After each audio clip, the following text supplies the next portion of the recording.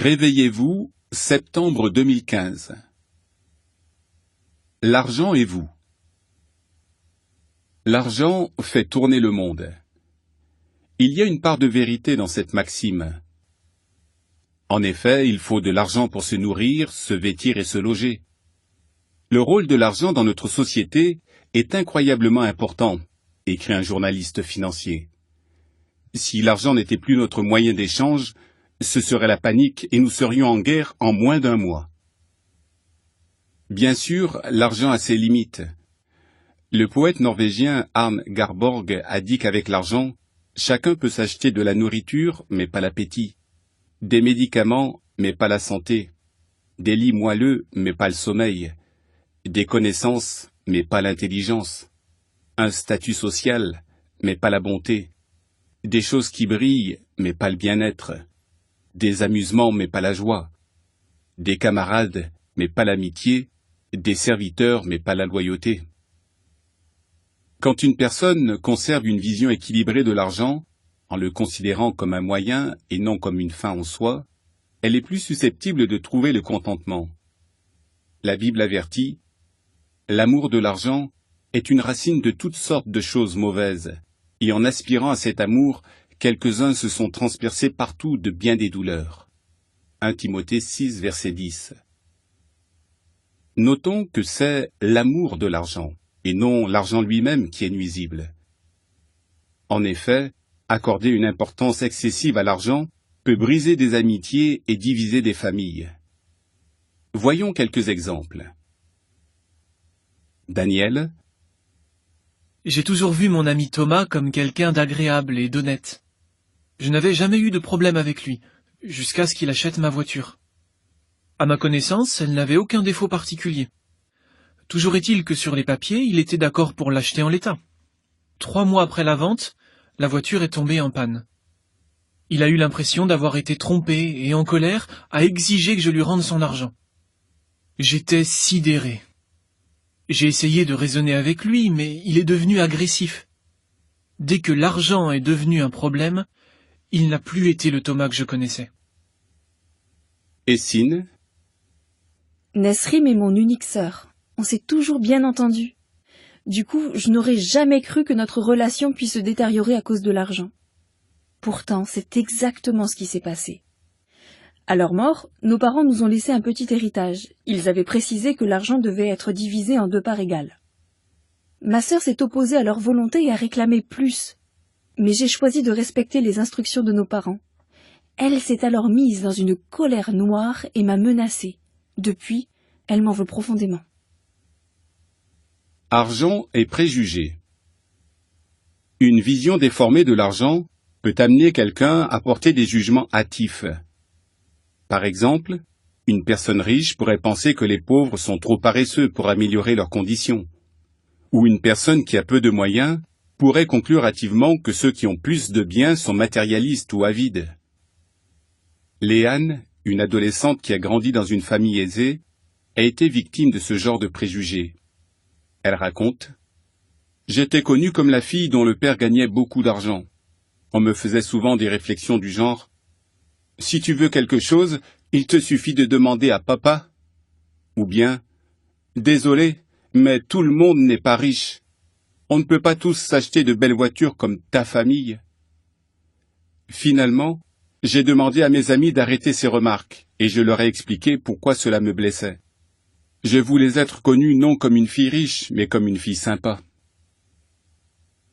Ce que la Bible dit. La Bible ne condamne pas l'argent et ne blâme pas ceux qui en ont, même beaucoup. Le problème n'est pas la quantité de biens qu'une personne a, mais la façon dont elle considère ce qu'elle a ou ce qu'elle veut avoir. Les conseils bibliques sur l'argent sont équilibrés et aussi utiles aujourd'hui qu'à l'époque de leur rédaction. Examinons-en quelques-uns. La Bible dit « Ne peine pas pour acquérir des richesses ». Proverbe 23, verset 4. D'après le livre « L'épidémie de narcissisme », les gens qui cherchent à être riches sont susceptibles d'avoir une santé mentale plus fragile. Ils souffrent également de problèmes physiques comme des maux de tête, de gorge ou de dos. et ils ont davantage tendance à boire ou à se droguer. De toute évidence, courir après les richesses rend malheureux. La Bible dit que votre manière de vivre soit exempte d'amour de l'argent, tandis que vous vous contentez des choses présentes. Hébreux 13, verset 5. Une personne qui manifeste le contentement n'est pas immunisée contre les inquiétudes liées à l'argent. En revanche, elle sait les relativiser. Par exemple, elle ne réagira pas de façon excessive à une perte financière. Elle s'efforcera plutôt de cultiver l'état d'esprit de l'apôtre Paul, qui a écrit « Je sais être à court de vivre, oui, je sais être dans l'abondance. En toutes choses et en toutes circonstances, j'ai appris le secret et d'être rassasié et d'avoir faim, et d'être dans l'abondance et d'être dans le besoin. » Philippiens 4, verset 12. La Bible dit « Celui qui met sa confiance dans sa richesse, lui, il tombera. » Proverbe 11, verset 28. Des spécialistes citent les problèmes d'argent parmi les causes courantes de conflits conjugaux entraînant un divorce. Les problèmes d'argent sont aussi une cause de suicide. Pour certains, l'argent est plus important que leur mariage, voire même que leur vie. À l'opposé, ceux qui ont une vision équilibrée des choses ne placent pas leur confiance dans l'argent. Au contraire, ils reconnaissent la sagesse de ces paroles de Jésus. Même lorsque quelqu'un est dans l'abondance, sa vie ne provient pas des choses qu'il possède. Luc 12, verset 15. Quelle est votre vision de l'argent? Un examen personnel vous fera peut-être prendre conscience de la nécessité d'acquérir une vision équilibrée de l'argent. Par exemple, demandez-vous: suis-je attiré par les promesses d'enrichissement rapide? Ai-je du mal à être généreux? Ai-je tendance à me lier d'amitié avec les gens qui ne parlent que d'argent ou de ce qu'ils possèdent? Ai-je recours aux mensonges ou à des procédés malhonnêtes pour gagner de l'argent? L'argent me donne-t-il l'impression d'être important? Est-ce que je pense constamment à l'argent? Mon état d'esprit vis-à-vis de l'argent nuit-il à ma santé ou à ma vie de famille? Si vous avez répondu oui à l'une de ces questions, efforcez-vous de rejeter les pensées et les tentations matérialistes. Évitez de devenir l'ami de ceux qui donnent trop d'importance à l'argent et aux biens. Recherchez plutôt la compagnie de personnes qui accordent de la valeur à des principes moraux élevés. Ne permettez jamais à l'amour de l'argent de prendre racine dans votre cœur. Laissez l'argent à sa place, c'est-à-dire après les amis, la famille et votre santé physique et affective. De cette façon, vous démontrerez que vous avez une vision équilibrée de l'argent. Ceci est un complément d'information. La famille est plus importante que l'argent. Mon père a récemment modifié son testament, ce qui a considérablement réduit ma part d'héritage, tout en augmentant celle de mon frère et de ma sœur. Mais nous en avons parlé. Je comprends parfaitement ses raisons, et je suis d'accord avec sa décision. Je ne laisserai jamais une chose aussi futile que l'argent causer des divisions dans ma famille. Josué, 55 ans. Argent et favoritisme. Un homme sans ressources est un objet de haine même pour son semblable, mais nombreux sont les amis du riche. Proverbe 14, verset 20. Comme ce verset de la Bible le montre, notre vision de l'argent peut influencer la façon dont nous traitons les autres. Par exemple, nous pourrions avoir tendance à mépriser ceux qui ont peu de moyens et qui ne peuvent rien faire pour nous. D'un autre côté, nous pourrions flatter ceux qui sont riches afin d'être bien vus par eux et d'obtenir leur faveur, voire des avantages financiers.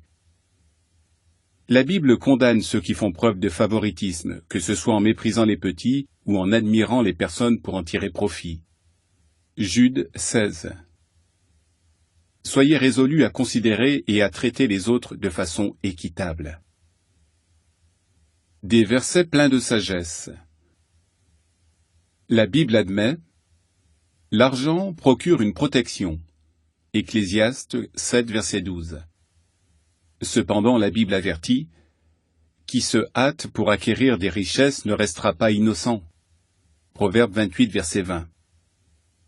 Ceux qui sont bien décidés à être riches tombent dans la tentation, dans un piège et dans de nombreux désirs insensés et nuisibles.